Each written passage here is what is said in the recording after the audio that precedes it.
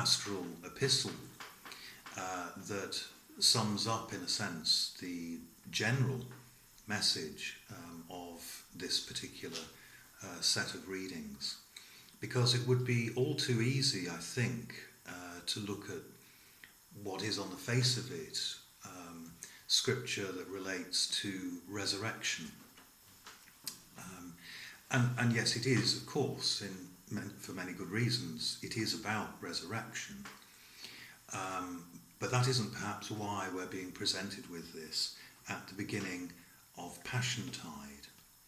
And I think particularly of the book Ezekiel and this very well-known passage of the dry bones, and how, if you remember the prophesying that is commanded, creates a series of graduated steps.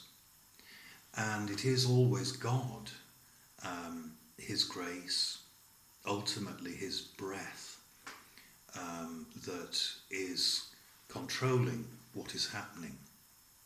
And so, although it is about resurrection, in the sense of recreating life, it's also about the process and mechanism that's going on here in terms of our interaction with God.